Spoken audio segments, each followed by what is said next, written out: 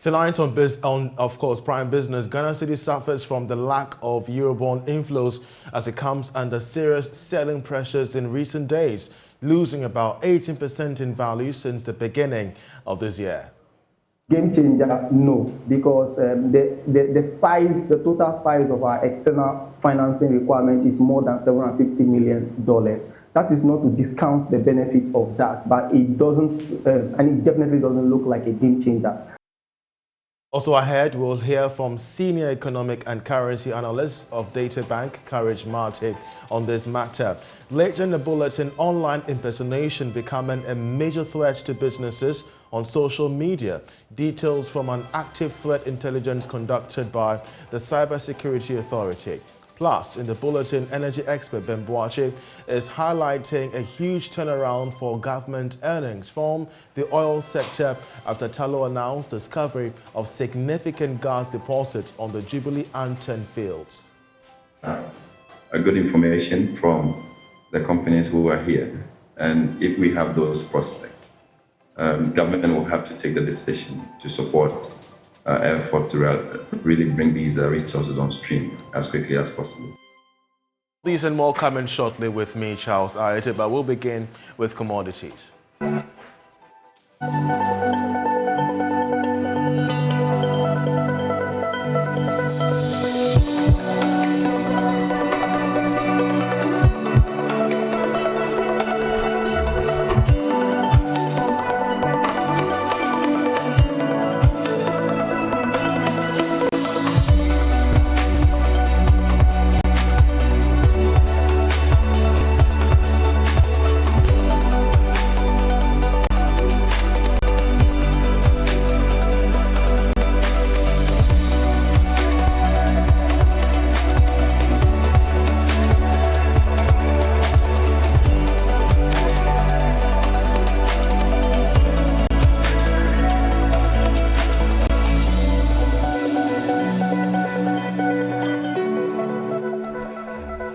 This evening, the Ghana City is suffering from a lack of Eurobond inflows as it has come under serious selling pressures in recent days.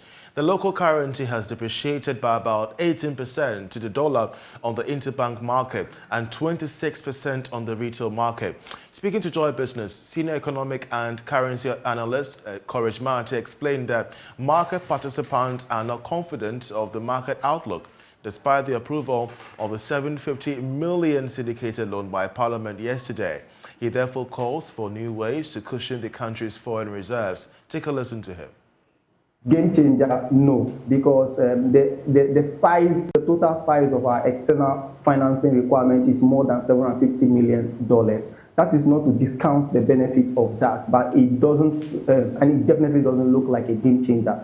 But in the interim, it's a good inflow, it's timely, and we say it's timely because on Monday, this coming Monday, about 4.7 billion Ghana cedis would mature on Government of Ghana 5-year paper. The government is in the process of trying to issue a new security to roll that over. But what we see is that about 52% of that is held by foreign investors. Now, currently, the posture of foreign investors is to exit markets like ours, and we've been seeing that since the back end of last year.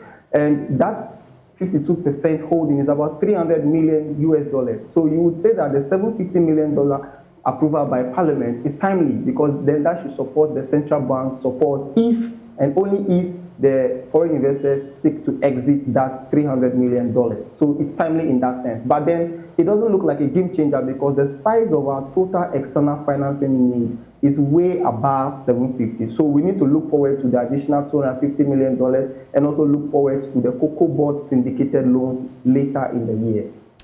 Plus, we need to figure out new ways to cushion our forex reserves. What new ways can we adopt? There are a number of ways. Some of them are medium to long-term measures. One of them being the central bank kind of accelerating the program to stock up a lot of gold reserves in the foreign exchange reserves that we have currently, because that is the one that you don't borrow, you own. Unlike Eurobonds where you borrow and you have to pay back and service within a year and it's out and you have to go and borrow another one to replenish. So if we are able to seize the opportunity with the domestic gold purchase program and increase our holdings of gold, then that should also sustainably improve our reserve cover. Ghana could end up securing more than the direct financial package coming from the IMF under a program for the country. It emerged that Ghana will get additional financial support from the World Bank as well as the other development partners. Now, this could put total funding advance to more than $5 billion. George Raffi has been looking into the numbers and has come through with this report.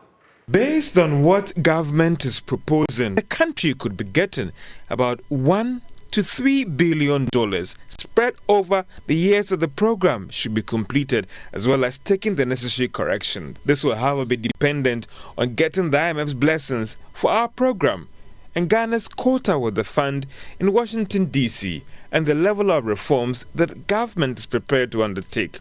Typically for such programs, the World Bank is expected to come on board with some financial package that will go directly to government to support some projects identified in the budget. This is because the program funds from the IMF will directly go to the Bank of Ghana to support the country's international reserves. We are also learning that other development partners are expected to come on board as soon as a program is put together for Ghana. We should also not forget the fact that the restoration of investor confidence based on the program being finalized for Ghana will come with some fresh funds into the economy. But since one of the major aims of this program is debt sustainability, disbursement to be structured in a way that will not worsen Ghana's total debt situation. The country is already making some good savings on its Eurobond and Treasury bills because of Ghana's decision to go for an IMF program. But for some, as long as government is prepared to take those tough measures to deal with the current challenges facing the economy, then a fund program wouldn't just be about that direct financial package coming from the IMF, other related benefits that will fast-track the recovery of the economy. Let's now turn our attention to cybersecurity because an active threat intelligence conducted by social media by the Cybersecurity Authority has revealed that online impersonation has been a major threat in the month of June for businesses. According to the authority, the menace took a significant proportion of online scam activities over the period. Take a listen to this report, which explains the detriment it's having on competitiveness. In a statement to Joy Business, the authority warned the general public to avoid following social media links of government officials purported to be offering jobs and contracts to potential businesses. According to the report, the month of June witnessed impersonation as a major threat that calls for alertness by businesses. Scammers generally take on the profiles of known businesses as well as political and influential personalities in society for their criminal activities. Activities related to this scam include promotion of fraudulent investment, loan scams, gambling, government agent scam, and online service fraud. The authority further cautioned the public to report such incidents to its 24-hour surveillance and incident reporting lines for immediate action. In its quest to revamp the operations and services of small and medium-scale enterprises, SG Bank Ghana says it will help transform Ghanaian small businesses through its Home of Business initiative. According to the country manager for the bank's Home of Business, Bernard Jima, his outfit will embark on various initiatives that will deal with the challenges of scaling up small businesses in the country. He spoke to Joy Business at the relaunch of the Home of Business, of which we have more. The Home of Business is a business support unit by SG Bank designed to offer business accelerator support for entrepreneurs in Ghana. The initiative brings together holistic services necessary for entrepreneurs at every stage of their business journey. Launched in 2019, the Home of Business have engaged over 1,000 small and medium-scale enterprises. At its relaunch, country manager Bernard Jima said his outfit aimed to bridge gaps between financiers and borrowers. And the whole idea is that CCG now want to support businesses in Africa more than it has done. And therefore, this concept is to bridge the gap, the desire to support, and the fact that there is no capacity from our SMEs to be able to avail the support that the SG wants to avail to them. So what basically this is aiming to do is to bridge that gap. And therefore, SG said, okay, let's set up business advisory centers. But we in Ghana decided to call it Home of Business because we believe that when we talk of SME globally, the definition will encompass about 90% of businesses in Ghana. And therefore, we decided not to call it SME center, but to call it form of business, which means that all other businesses, about 90% can access the facility. Now, what this basically aims to do is to say that, look, we are ready to support the business, but bridge the gap between what you are and what you need to get to before we can support you. Deputy Chief Executive Officer for SG Bank Ghana, Francois Pousse, said the company will continue to provide advisory services to facilitate and promote business transformation and growth with the support of key partners who are experts in their respective field. I would say no revolution. The model keeps the same, but we want to go further in supporting the partners and the clients or the prospects who come in. We want to go further in understanding their businesses. We want to go in the premises of these businesses to get a deeper understanding, being able to coach them maybe a bit deeper and a bit further, and we want to be more efficient. We want to maybe do more follow-up. Once there is an engagement, we want to make sure that some steps, some milestones are delivered in terms of formalizing the business, in terms of access to financial services. So we want to go further in our mission. The Pitch Hub has supported clients of the SG Bank Home of Business with well-rounded business plans to help these entrepreneurs structure and raise funding for their businesses. Now, Tullow Oil has announced that it has discovered more gas deposits on the Jubilee and Chineba, Inchera and Tome fields in the country. The firm puts the estimate at 2 trillion cubic feet of gas. It says this might be critical in dealing with Ghana's energy needs. This was captured in the firm's trading statement and operational update issued by the company. Here's more. Tullow Oil, in its trading statement, maintained that it is looking forward to government's approval on the way forward when it comes to developing these gas to meet the country's energy needs, as well as aiding exploration activity. On exploratory activities, Tullow Oil also disclosed that it has been able to deliver 7 new wells, 6 at Jubilee Field and 1 at the 10 area. This is part of an ongoing drilling program which started in April 2021. It has also been able to complete the drilling of 2 additional wells. Tullow also has announced that it has taken over maintenance and operation of the Jubilee FPSO from the 1st of July this year from MODEC. The move, Tullow says, is part of a broader plan to make its assets in Ghana more efficient and cost-effective. The company has, however, described the first half of this year as a very good one, influenced by measures instituted in 2021. A careful look at the trading statement shows some interesting year for Tullow, as revenue also strongly picked up. It's not clear for now how this might impact positively on government revenue going forward. Meanwhile, energy expert Ben Boache is projecting significant turnaround for government earnings from the oil and gas sector following Tullow's announcement of this discovery. Speaking on the marketplace, Mr. Boache said that government must fast-track the approval of the gas project to help improve its fiscal situation. These are good information from the companies who are here. And if we have those prospects, government will have to take the decision to support effort to really bring these resources on stream as quickly as possible.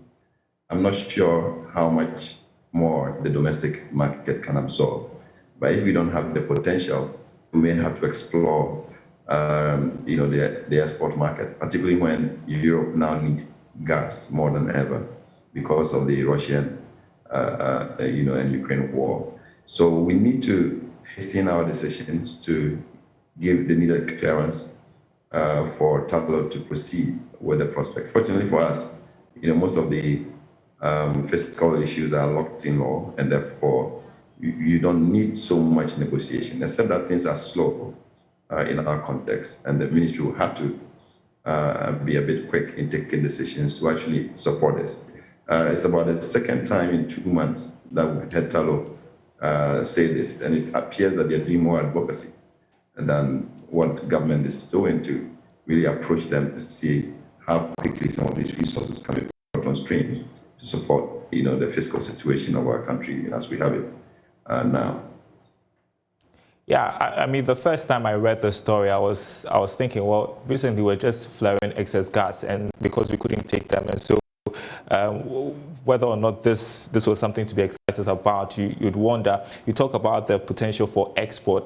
I mean, based on the quantity of gas they have announced, they have discovered, how viable is it really for us and in getting some revenue from the gas market?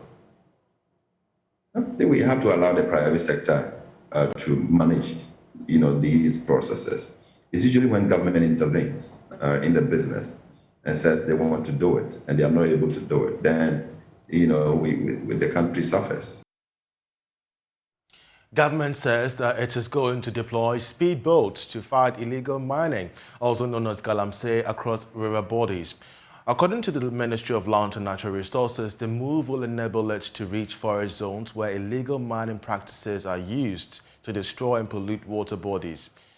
We have more in this report. Illegal mining has posed major challenges for Ghana's economy through the destruction of forest regions and the pollution of water bodies. Government has over the years tried to nip the situation in the bud, but to no avail. As part of efforts to help in the fight against the pollution of water bodies, the Business and Financial Times organized the Maiden Environmental Sustainability Summit under the theme, The Socio-Economic Impact of Pollution on the Environment and Natural Life. Speaking at the event, the Deputy Minister for Land and Natural Resources, Benito Wusubio, said the new initiative of deploying speed boats will help better monitor activities on river bodies in mining communities. In our quest to fight illegal mining, we came up with two major red zones. The first being that of the river bodies being a no-go area and the forest also being a no-go area. Under the leadership of our minister, we've come up with a project where we've actually procured a number of speedboats. These are shallow use speedboats, so that where it is possible for us to use the speedboats to monitor the rivers, we will deploy them and then they'll be used on them. Yes. Meanwhile, the Chief Executive of the Business and Financial Times, Dr. Godwin Akwe, assured that his outfit will continue to campaign against environmental pollution through advocacy. Of all the creation on Mother Earth, it is humans who have resorted to the destruction of our ecosystem and the natural environment, all in the name of modernization, civilization, and industrialization. There must be a balanced natural cycle between the environment and the lives and activities of human beings, plants, and animals. It was therefore a delight to know that the President, Nana Addo Dankwa Akufo-Addo, instituted an annual tree planting exercise nationwide to promote afforestation. Away from that, the Ghana Standards Authority and the Ghana National Eggs Campaign Secretariat have revealed the way eggs are handled on the market are below standard. They indicate that the conventional ways of treating the commodity, including the sale of broken eggs for consumption, pose a threat to public health. The authorities are urging stakeholders in the egg production industry to comply with the standards so they can be allowed to freely trade with neighboring countries. Emmanuel Bright-Kweku was at a two-day workshop held in Kumasi to educate poultry farmers and egg sellers on proper ways of handling eggs, and now reports. The two-day workshop was attended by over 150 poultry farmers and eggs vendors in the Ashanti region. The workshop, organized by the Ghana National Eggs Campaign Secretariat in collaboration with the Ghana Standards Authority, educated participants on international standards of handling eggs. Speaking on the general requirements of eggs, Samuel Kwetia of the Ghana Standards Authority indicated vendors and buyers must assess the weight, color and neatness of eggs. We have a standard on egg. And then, as a normal practice, after the standard has been developed, we seek to promote it. It's one of the mandates of GSE. So with the help of the Ghana National Egg Campaign Secretariat, we came here to sensitize egg, those in the egg industry, or let me say the egg value chain, to know the standard on egg and then the requirements that they need to meet to be able to meet a standard on egg. So GSA is also an agency that is there to facilitate trade, and standards are mainly for trade facilitation. So if the stakeholders in the industry are able to meet what is required of an egg through the standards, they're able to promote their egg and then also help the consumers in Ghana and then anyone who actually consumes egg. Coordinator of the Ghana National Eggs Campaign Secretariat, Comfort Echampon, indicated standardization of eggs would allow for exports to regional and international markets. Per chance, some of our farmers are to sell across borders. They can get the certification and then be able to sell outside and get some foreign exchange. That is the main aim of doing this. And it was done in connection with stakeholders in the country. Different stakeholders were invited to form a committee that worked on the 3-year egg standard. National Chairman of the Ghana Poultry Farmers Association, Victor Oponweje, reiterated the need for farmers to better handle eggs. If the eggs are dirty, definitely the prices of the egg will come down. So at least we have to manage it in such a way that we will always make the egg clean before it comes to the market. And we also ensure that the broken ones are taken out of the eggs. Otherwise, just one broken egg will destroy the whole egg. So nutritionist with the Ghana Health Service, Mirabel Asumboya, allayed fears associated with egg consumption and revealed some benefits of the commodity. Recent theories have also proven that eggs are very good. They are superfoods. They are superfoods because they contain about over 40 nutrients, different nutrients, minerals, antioxidants, and all that supports growth, okay, and development and promotes good health. And the amazing thing about egg is that it can be consumed by everyone. Nutrition, we call something nutrition throughout the life cycle. That's from the fetus to the baby coming out, growing up as a child, to the adult, to the aged. Eggs are good. For Joy News, Emmanuel Bright Kweku reporting. The directors of the African Development Fund has approved an $11 million support package to the Permanent Secretariat of the African Continental Free Trade Area to help enhance its effective implementation. The package from the bank is expected to help with the integration of activity undertaken by the Secretariat to ensure smooth implementation of the agreement. Here's more. The African Continental Free Trade Area Secretariat opened its doors in Accra on August 17, 2020, with initial support of $5 million to set it up, as well as supporting its programs and providing tools to raise stakeholder awareness. The world's second largest free trade area has a potential market of 1.2 billion consumers, but Africa has the world's lowest level of intra-regional trade at less than 18%, compared with 22%, 50% and 70% for Latin America, Asia and Europe respectively. The AFCFTA aims to increase theirs by up to $35 billion per year over a decade, lower annual imports by $10 billion and boost agriculture and industrial exports by up to $45 billion and $21 billion. This second phase of support continues to aim to encourage sustainable intra-African trade and to increase the share of African countries participating in it. It is also intended to move the African trade integration agenda forward by enabling the Secretariat and the countries of zone, especially transition countries, to harmonize and integrate national and regional trade policy initiatives. The support will be structured under three components: institutional strengthening of the AFTA Secretariat, private sector support to implement the AFTA, and support of climate-resilient regional and continental value chains to boost intra-African trade. And that ends tonight's edition of Prime Business with me, Charles Ayitey, but I will leave you with international business stories, after which we have Prime Sports with Gary L. Smith. Do stay with us.